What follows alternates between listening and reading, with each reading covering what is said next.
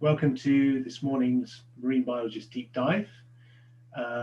My name's Guy Baker and I'm the editor of the Marine Biologist magazine.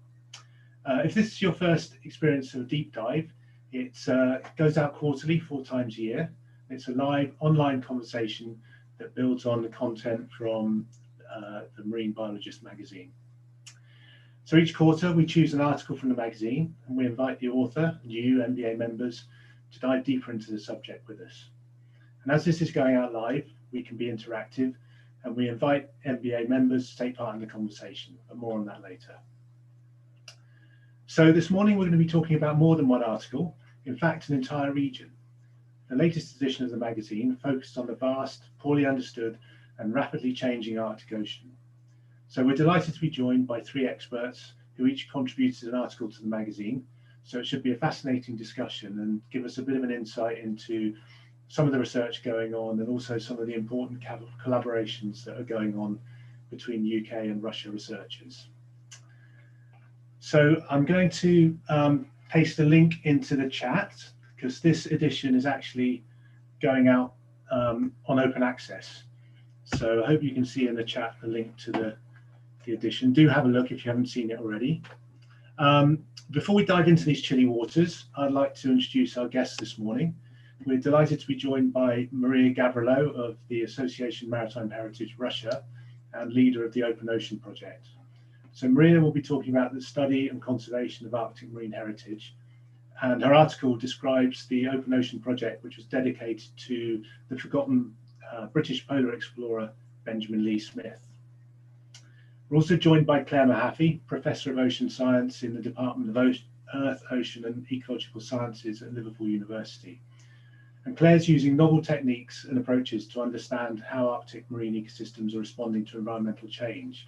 Obviously, that's a big question, and we're looking forward to hearing more about that. Last but not least, we are joined by Dr. Paul Mann of the Department of Geography and Environmental Sciences at Northumbria University.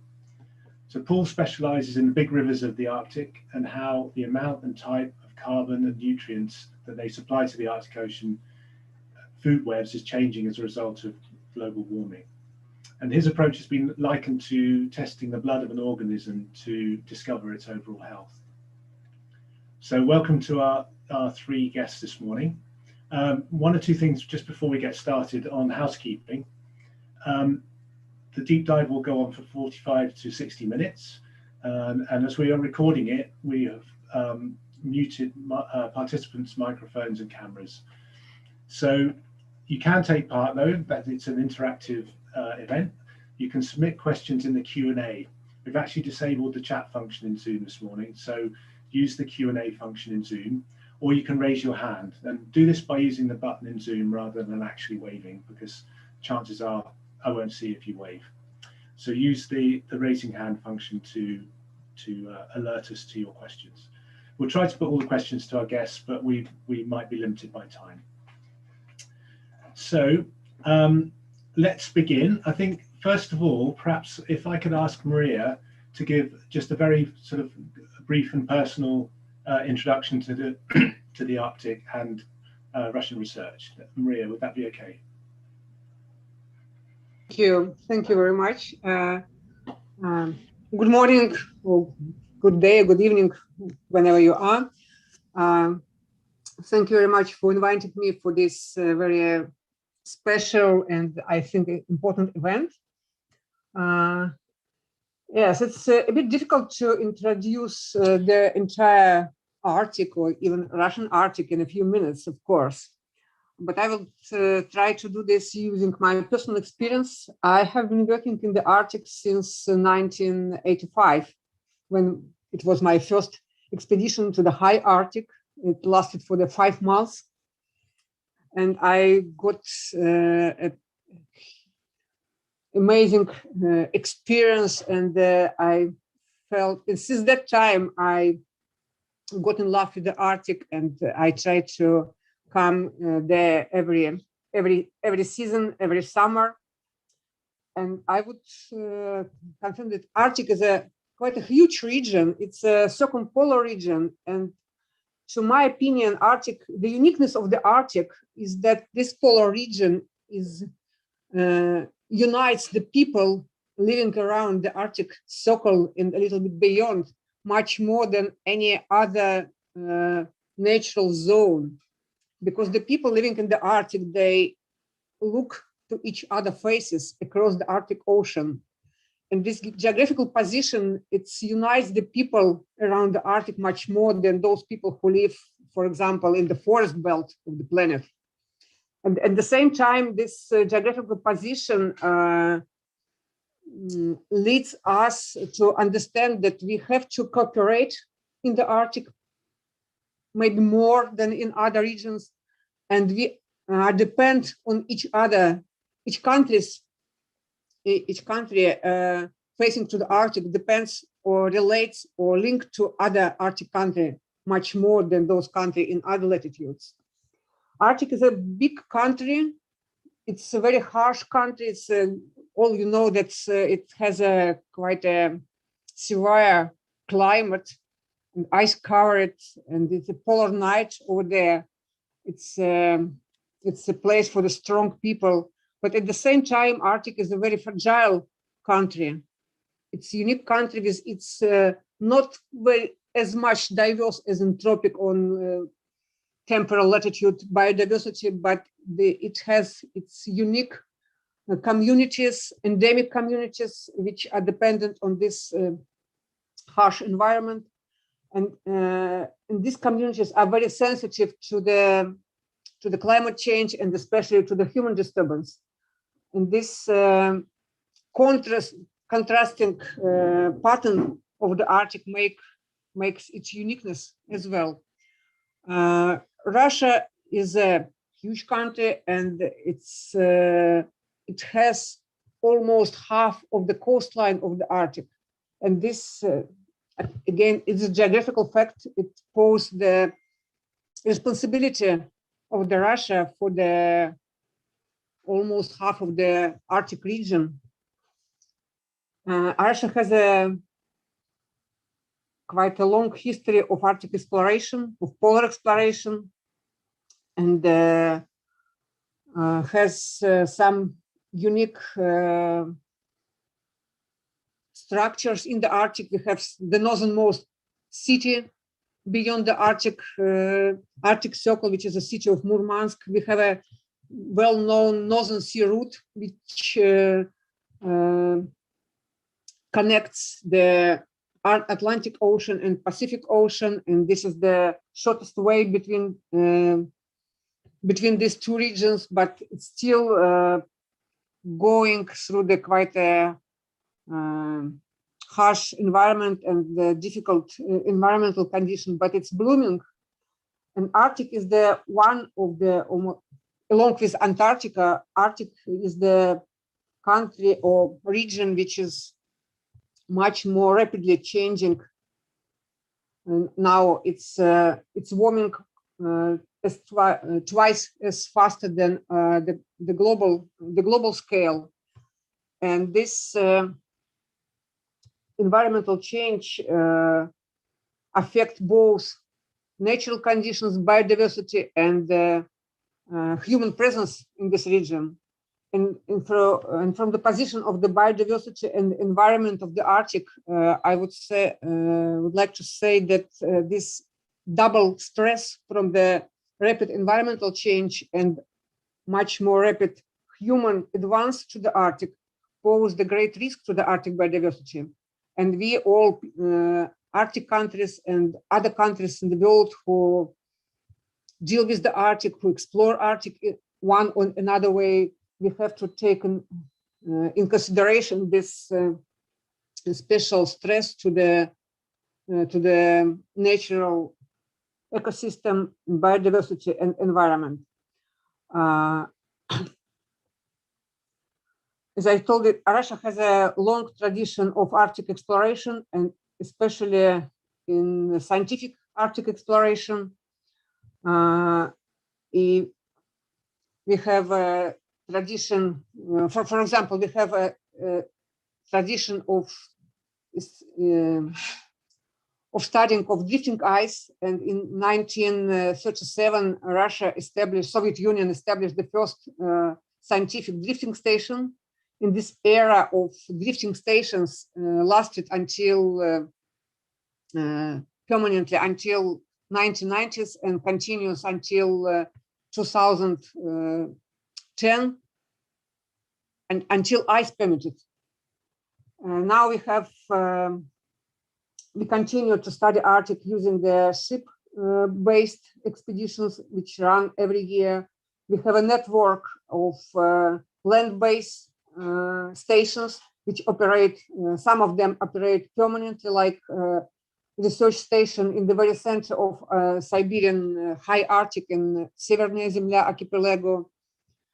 But the Arctic is a huge country. It's a country of international cooperation, and we can understand the Arctic environment and process going there only when we can cooperate between other countries, and not only internally, but international cooperation makes Arctic more interesting, and we can we have to cooperate to understand and to preserve, to conserve Arctic biodiversity and environment. And I'm looking forward for the next 2 years, because Russia just takes a leadership in the Arctic Council in May, and the Russian Prime Minister Mikhail Mishustin just signed a concept of the Russian leadership in the Arctic Council and the action plan for this. And as far as I know, there are several mainstream objects on this leadership, and it includes problem of the special protected areas in the Arctic, the children in the Arctic, the indigenous people in the Arctic, and some initiative of the conservation of Arctic flora and fauna, and especially, for example, the initiative of migrating birds. And migrating birds, I'm an ornithologist, so I'm easier to speak about Arctic in terms of my object with birds. And birds are the best linkage for the Arctic, between Arctic and other countries, because Arctic birds, they can spend winter even in Antarctica, so they spread all over the globe. And from the other hand, the birds, they link the people from different countries.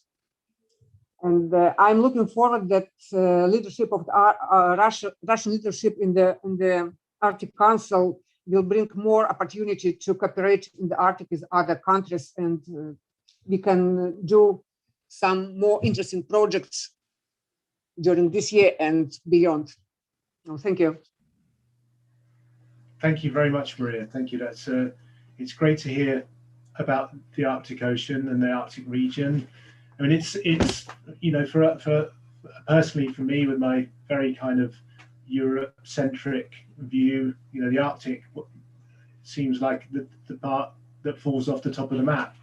But it's fascinating to focus on it, and I love your backdrop there with the ice and the huge expanse of land and the coastline in the background. It's great to really kind of focus on the Arctic as the center of the world, really, in many ways. And I just wanted to say there's a map in the new edition of the magazine. I'll put a link to it in a minute in the chat, so you can look, and it does actually, it's quite useful. I don't know if you love maps like I do, but it's nice to have maps to refer to when we're talking about things. So you might want to bring that up on your screen. Anyway, I'd like to turn now to a bit of the science that's being done, and ask Paul and Claire. The Arctic Ocean receives greater quantities of material from land than any other ocean.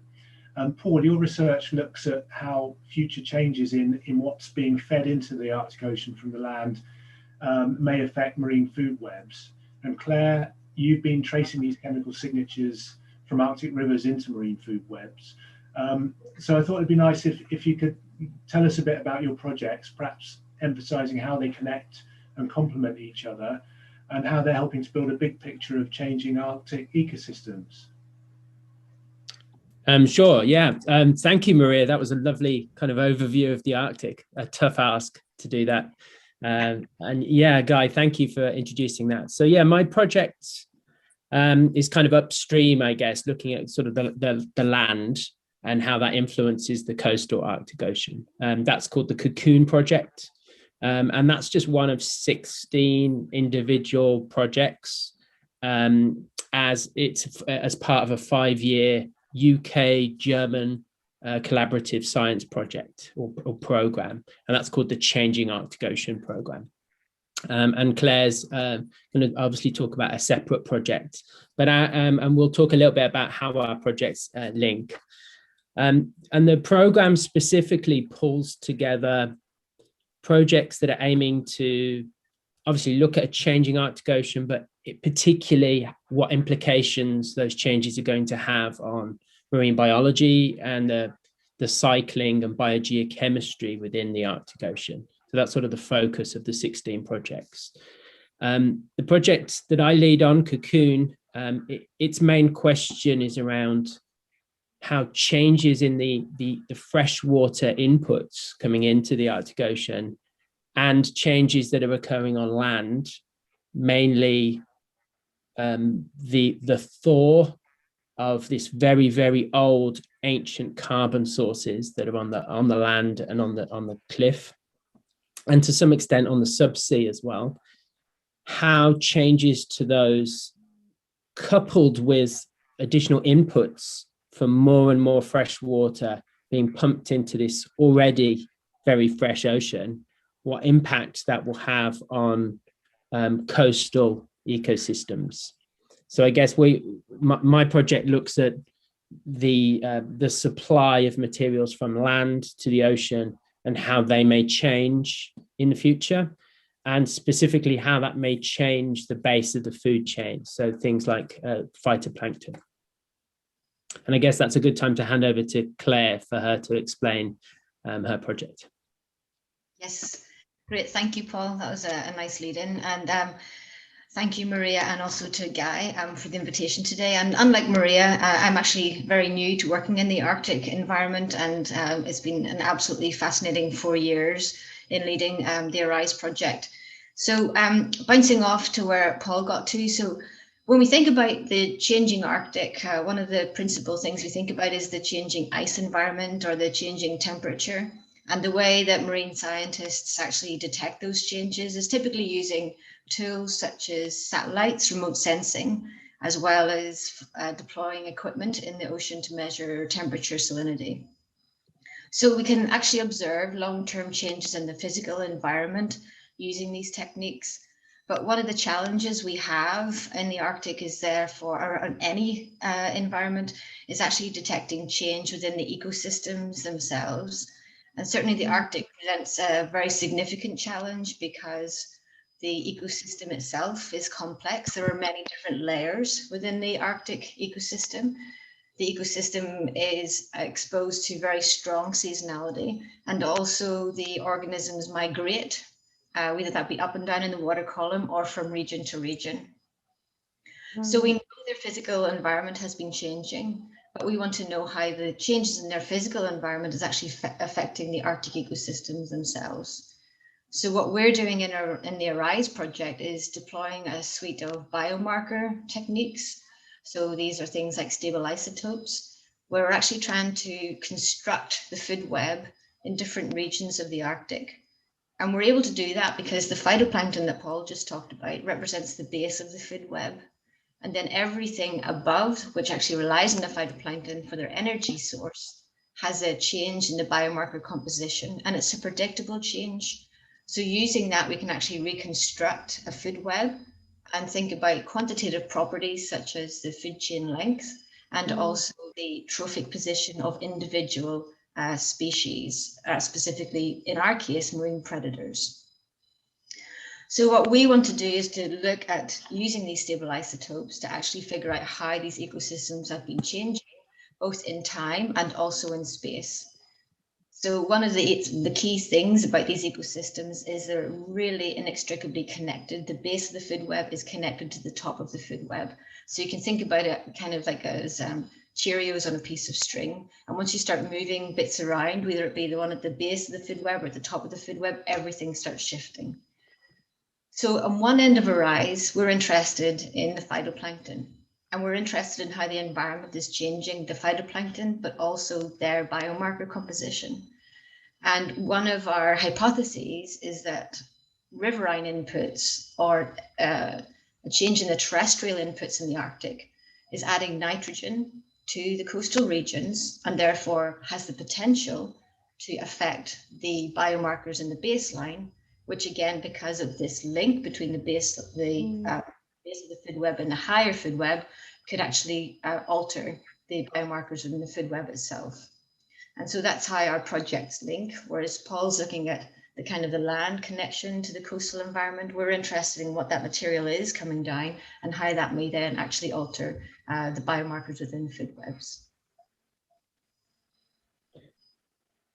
I think it's a fascinating balance, actually. And of course, so that, you know, obviously the phytoplankton, and there's been quite a lot of reports suggesting and evidence to suggest that these coastal marginal oceans, because there's huge shelf regions in the Arctic Ocean, and the particular shelf region that we're looking at, and I think Claire has looked at to some extent, is this East Siberian shelf region, which is absolutely vast, and is marked nicely on the map in the article. So you can have a look at that. And so we're really looking at this area that is warming very, very rapidly, even for the Arctic. That's warming, and we're seeing these very dramatic changes on the landscape. Ground collapse, changes to hydrology, how water flows over the land. And we know that's having an impact on inland waters.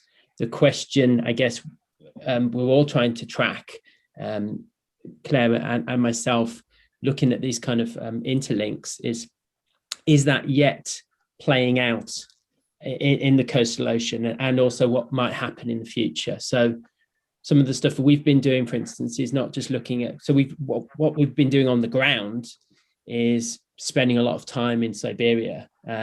So we go to Siberia, we fly there with all our kit. Thankfully, we managed to get our field work done pre-COVID, and we got out there with all of our gear.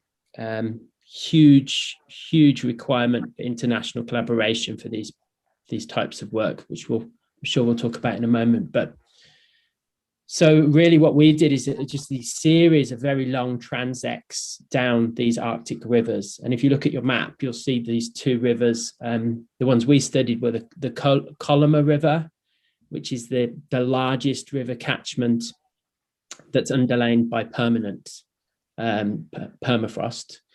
And then the Lena River, which is an even bigger river, which I talk about a little bit in the article. And so we did these transects down the river to sort of look at what happens once this material goes into the river, what happens to it as it's being transported to the coastal Arctic Ocean, and can we see any evidence of this very old carbon coming out that's been locked away for thousands of years? Can we see that in the carbon, and can we see that in the nutrients that are coming out into the, well, I guess, fueling the base of the food chain in the coastal ocean? And at the same time, the way we've been trying to get at that is doing all of these experiments. So we collect all of these waters over the entire season. So we have an open water season when the rivers unlock, when the ice breaks up, as we can see behind Maria. Once you get that period of time, we capture the water and then we take it back to labs in Germany, Russia, or the UK. And then we would analyze them. And then what we're trying to do is run a series of model scenarios for what will happen under future kind of conditions. So we know the Arctic is going to continue to warm. We know already from records for decades back that the amount of fresh water from land to the ocean is increasing. And so we're going to run a series of scenarios to sort of say, how will the supply of carbon, water, nutrients to the Arctic Ocean change? And at the moment, we're seeing some really interesting evidence. So we are getting more nutrients being exported, but we're also seeing big changes to the environmental conditions. So for instance, it's changing the light field. We're moving more brown water, if you like, from your rivers into the Arctic Ocean coast. And that can actually have the opposite effect. It can block light penetrating into the ocean, and that reduces the growth of phytoplankton and increases respiration, so the breakdown of this material into greenhouse gases that can go into the atmosphere. I don't know if you wanted to add anything to that, Claire. Yeah, no, that's interesting, actually. I've got lots of questions for you now, Paul. But just following on the thread that Paul was talking about how we actually do this research, obviously Paul's emphasized the fact that, this Arctic research is incredibly challenging, remote, requiring lots of equipment. From the ARISE perspective, we have participated in 18 research cruises over 2 years, and those cruises include the Siberian Sea, along with collaborators in Stockholm in Russia, and also Barents Sea, the Fram Strait, and also over.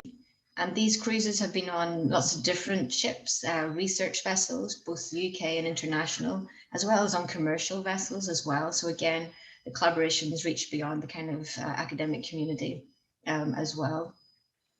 And so what we've been doing is going on these cruises and actually sampling the phytoplankton at the base of the food web and also their nutrients to work out how the signals in the phytoplankton are changing in different Arctic regions. So the region that Paul was just talking about, the East Siberian Sea, is obviously very impacted by rivers. So that gives us an idea about how phytoplankton are responding to riverine inputs, and that's kind of one end member.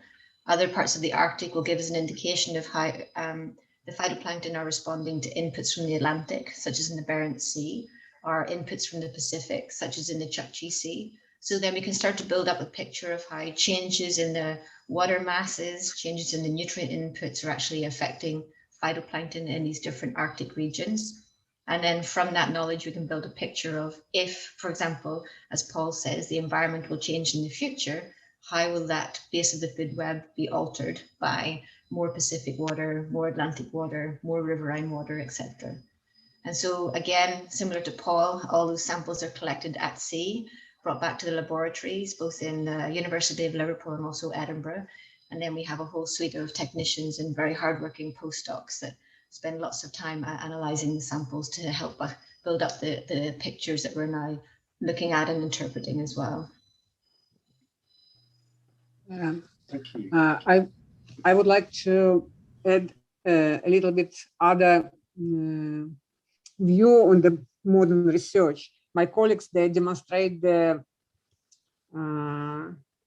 use of the modern techniques and modern methodology, stable isotopes, and all these fine high-tech techniques. It's a huge progress in the science, of course, in the Arctic science as well, and we can retrieve some tiny process and the details and which we, of course, was not able to trace before.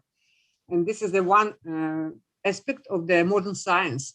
But at the same time, I would like to stress that traditional observation in traditional science, natural science, is still in power, and it's the best way, of course, to cooperate between traditional knowledge of scientist knowledge. I mean, don't say about the indigenous people; it's other topic, but the classical observation on nature and the using of the modern techniques, this both only can give us a proper interpretation of the process. In this respect, I would like also to stress the importance of early exploration of the Arctic. So this is more related to our study and to our article. So the look back to our to the early exploration and learning through their diaries, where they make their tiny notes, they can provide us with a huge scientific information even now, more than 100 years ago. For example, one of our hero of our project Open Ocean is Benjamin Lee Smith. which is a largely forgotten British explorer who made 5 expeditions to the Arctic. He started in Svalbard, Spitsbergen, and then he had 2 expeditions to the Russian High Arctic, to the Franz Josef Land. This archipelago was discovered by Austrian-Hungarian expedition in 1873. Weyprecht and Peyer, they discovered islands and described one corner of the big archipelago. And Benjamin Smith was the second one who came to the area, and he described another part. So he was the very first person who was there, and he made his notes. And there are 2 reports onto the Royal Geographical Society after his expedition, and we have these reports available. And before to go to the Arctic, I always, and my colleagues always read through the old materials, even not by the specialist.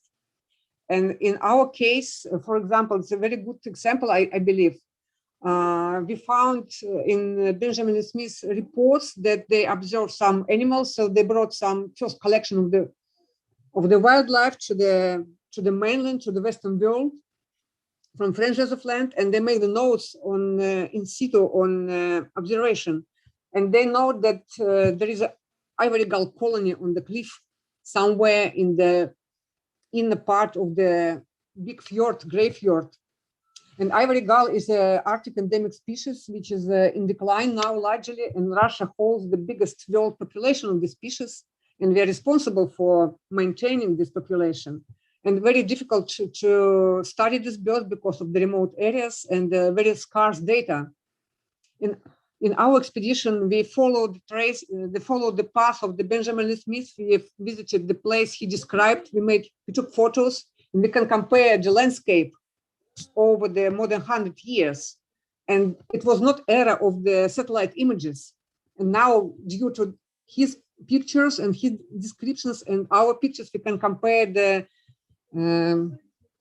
changes in this high Arctic archipelago over the 100 years. And we came along his pathway, and after on the second season, we found the colony he described on ivory gull. And this is the largest in the world colony traced for the more than 100 years.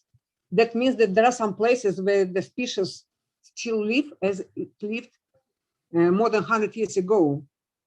So I would like to stress that it's very important to look also behind us and to use information collected by the early expedition and to bring this knowledge to the modern science and the cooperation between countries, between people, and between times. Thank you, Maria. I think that's a really good point.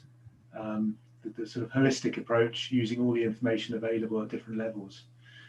I'm struck by the difficulty of doing research in such a remote area, and I wonder if Claire and Paul have examples of how the collaboration with Russian researchers has helped their research. Well, it's hard to sort of talk about just one or two. I mean, in every single way, especially working in Russia, when you first go to Russia and you try and work in these places, you're traveling. What we would be doing is we'd be stepping on really quite small vessels compared to what's used out in the open ocean, traveling out to the coast, and there is no RNLI, there is no so you're packing survival things with you in the front of the boat in case you get stuck, and you don't want to get stuck in Siberia without supplies. And so I think a lot of the things that I learned was just how as a group do they survive. It was often, there were times when in the past, thankfully not during this project, that we've been caught in some really horrendous weather. And these rivers are so big that if the wind picks up, it's like being out in the ocean, and you're in a small boat. So I've been in circumstances where you're just totally stranded. You have to just stay there for the night, and in that case, a couple of bottles of vodka and finding a fishing hut, and you can just go in and make yourself at home and stay there, and they'll give you smoked fish, and they'll keep you warm, and so there's also the sort of social element, and sort of Russian science is done very hands-on and very, takes a bit of practice on the land, that is. I don't know what you think, Claire, but I think that's absolutely key. The other thing is the Russian collaborations. One thing, sort of the experience of the landscape and how it's changing, that knowledge that Maria was talking about, that just gets handed down from people that live there. And the other one, I guess, is German colleagues as part of this project. So not necessarily Russians, but the Germans that are part of this program are absolutely essential. Key links to this, because they also have a lot of experience and work out there. So their knowledge of the logistics as well of building relationships with the Russians so that we can export and get samples moving between different countries has been key.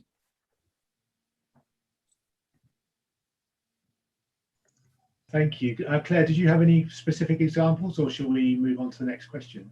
No, I guess within the ARISE project, we were very fortunate. One of our principal investigators based at the University of Manchester, Bart van Dongen, has fortunately had long collaborations with Russian scientists via also his collaborators in Stockholm. So I think his first expedition there was back in the late 1990s. And so that, the fact that Bart was involved in ARISE and the fact that those collaborations and those dialogues were already happening actually made our collaborations really work well. And the fact that we were invited to participate in a research cruise to the East Siberian Sea was absolutely fantastic. There was no other opportunities for us to get out to that part of the Arctic Ocean. And that was essential, because there was no other research cruise that we had built into the ARISE project that actually included the impact of such large rivers and such significant rivers on the Arctic Ocean. So actually being able to sample in the coastal waters, receiving that freshwater input, was absolutely essential for the ARISE project, not just from an observational perspective, but also from a modeling perspective, because the models that we use to actually understand the Arctic right now don't have very good parameterization of riverine inputs and the influence of rivers, and actually then collaborating with on this research cruise, and also with Paul and his team, that's allowed us to basically identify what these riverine end members are, and therefore to improve our models. So it's been a really big advantage. I think, sorry, Guy, just to add to that, I think there's something here that's very important, and that's to do with the long-term nature of the relationships between the scientists. So I think, like Claire said about Bart, and also, I've been working in the Russian Arctic since 2010 now, when my postdoc supervisor sent me to Siberia for 3 months.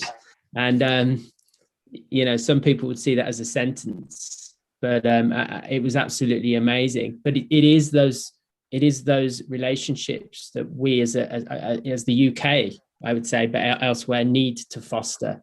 We need to try and keep those long-term relationships going between organizations, and the UK is doing a great job of building better relationships and longer-term links with the Russian Arctic, and now emerging more with the Canadian Arctic as well. So that's really good, and it's been really strengthened by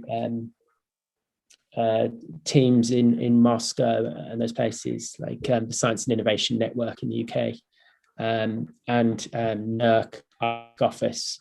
So there's a piece in the Marine Biologist from Henry Burgess and Tatiana, and from the Science and Innovation Network team, and their role of keeping these dialogues going and allowing opportunities for Claire and myself and early career researchers to travel between countries to talk about how to work together and how to take samples and what are the important questions, and what's already been done in Russia. Lots of this literature is in Russian, and it's already been done. And so we need to, which is great, but we need to access that, and we need to know that we're not just repeating science. So that's pretty essential. Thank you, Paul. Thank you.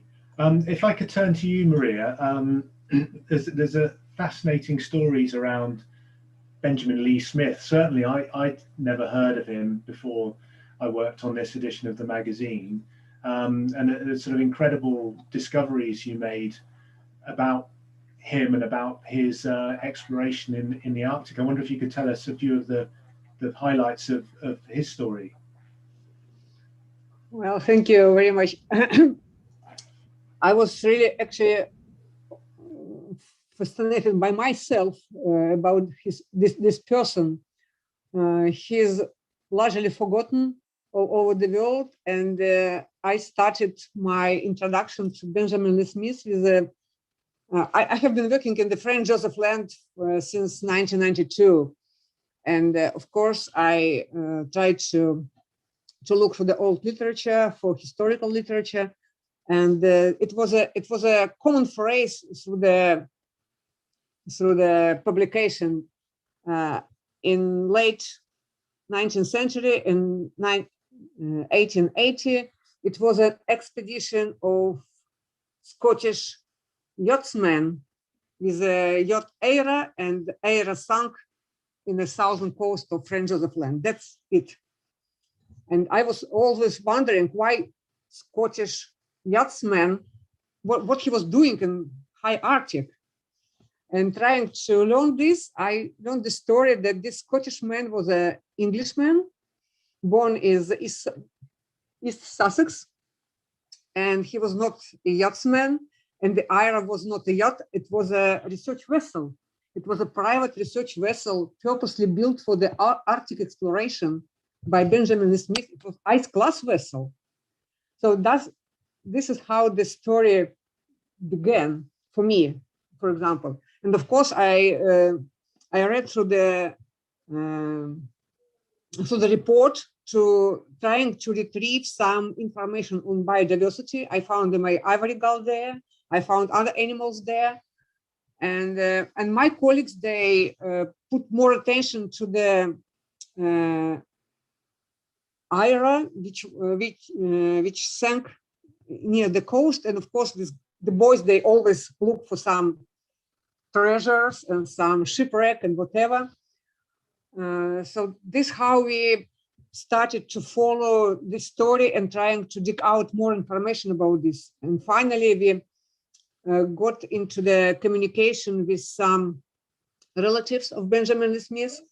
Unfortunately, his grandson, he was alive until very recently, but we were a little bit too late, and we made our discovery like a couple of years after he was died. But there is now other descendants of the Benjamin Lee Smith.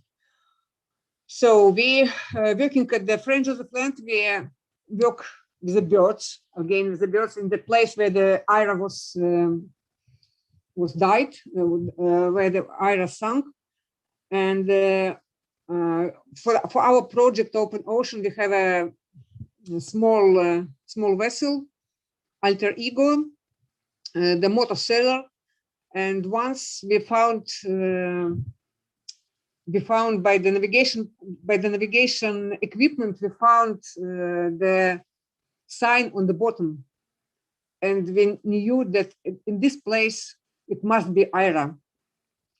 And this how we bring this vessel to the surface, not by itself, but some artifacts and information. So we organized the archaeological expedition, underwater expedition, and it was a very first expedition, successful expedition, surveying of underwater archaeological object in the Russian Arctic as a whole. And we found the shipwreck, and we found artifacts. We brought some artifacts and brought it to the museum. and we communicated with the other relative of Benjamin Lee Smith, and they were amazed about this discovery, of course, and we are happy that the name of this person, who was largely forgotten because he was not a governmental person, he was a private person with a very strong passion to the discovery, to the travel, and finally to the Arctic. But he was the modest person. He never came to the public events, and he didn't receive the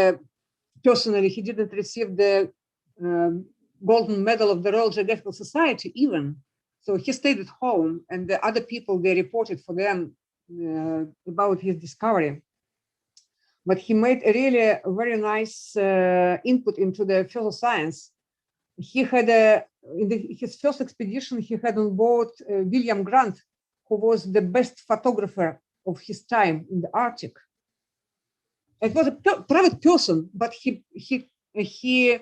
gathered a very bright scientific team on his vessel, and they brought collection to the Botanical Garden in London, the Kew Garden, yeah, and here to the Natural History Museum, and actually he was one of the first person, not in France's plan, but in the previous high Arctic expedition. He took Nansen bottle with him and bathymeter, and he made a survey of the water column from his rented vessel, and he was one of the first who find the penetration of warm water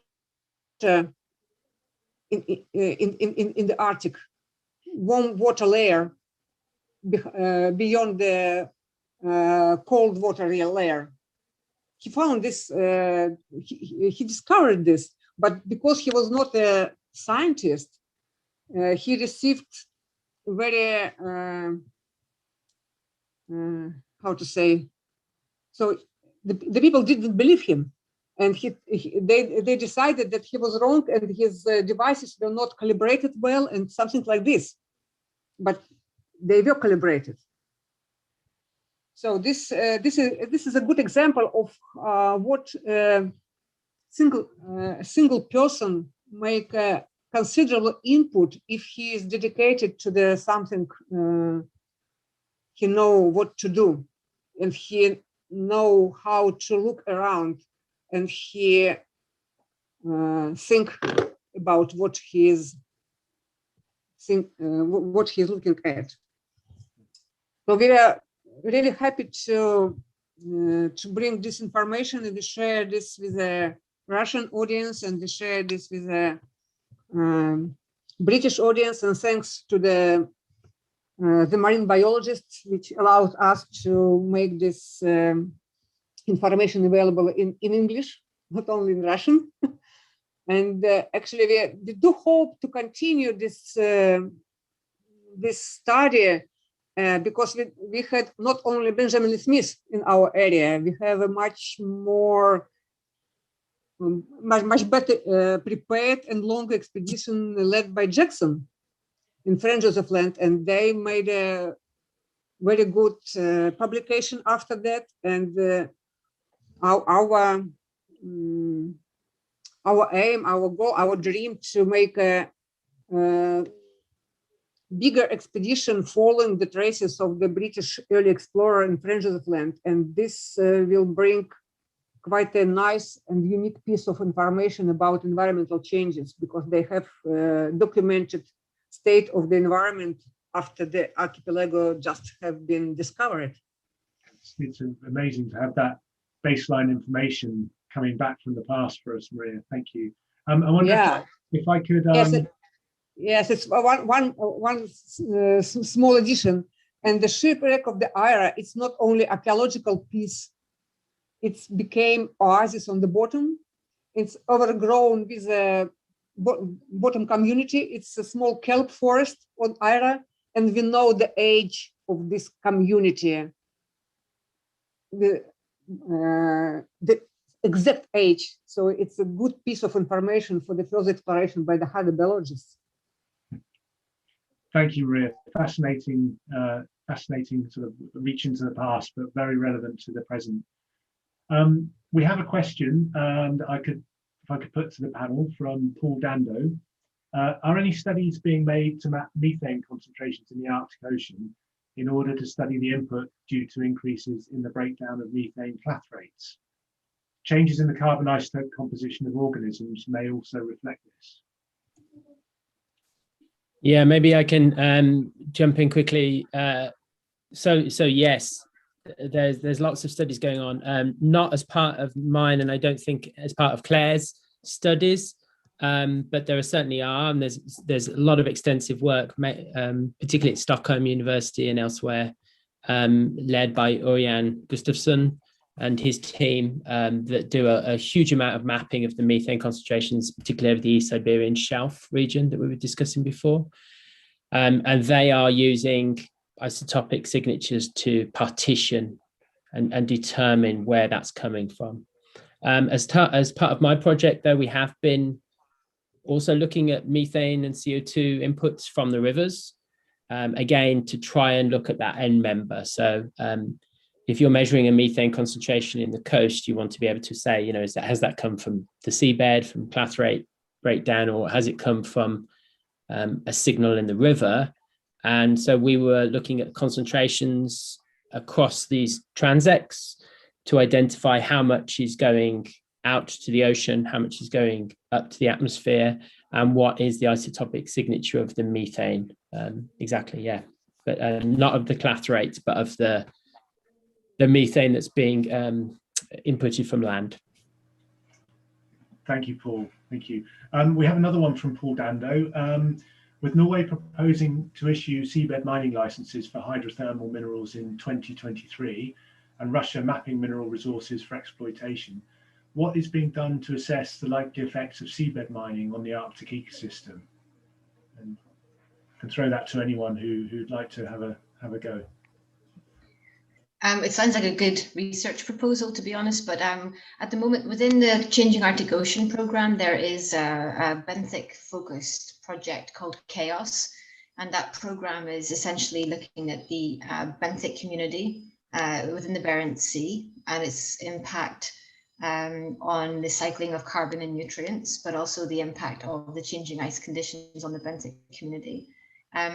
They're not focusing specifically on seabed mining, but I would imagine that the information that they will get from that project will indicate the sensitivity of the benthic communities to changes, and also the interactions between the different types of the benthic community, whether it be above sediment, below sediment, the microbes, etc.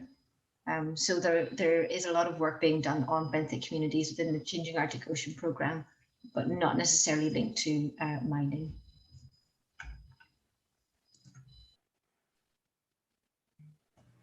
Thank you, Claire. Thank you very much. We just have a couple of minutes left, so I'm sort of thinking of anything anyone would like to add that hasn't come up yet, or if anyone in the audience has a last question for us.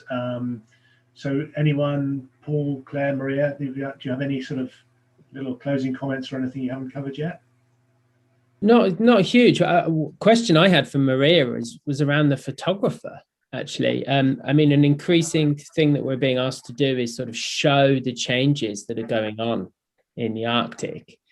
And all of the studies that we're doing as part of this program have global significance or potential global significance.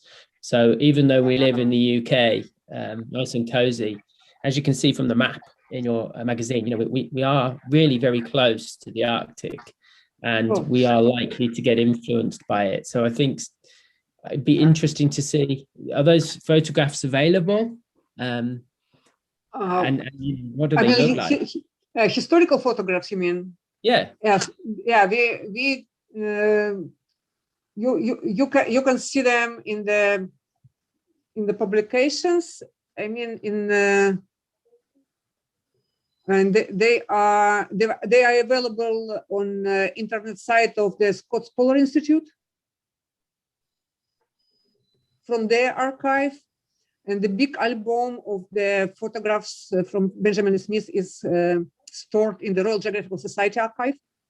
So, but if you Google for the William Grant Friends of the Plant, so that you can find some of them on the internet. Thanks, Maria. No, and then the last thing I would say is I think it's been an absolutely huge success so far from what I can see. The program, it's still ongoing, the Changing Arctic Ocean program, and of course, my wish as a scientist, as always, is that things like this will continue and we'll be able to capitalize on all the great work and collaborations that we've built so far. Fantastic, thank you. And many of these programs have galleries of images that are available to browse on the internet. So Changing Arctic Ocean has images people can look at, and also the Mosaic program, which was a huge multinational Arctic research undertaking, has a fantastic gallery of images.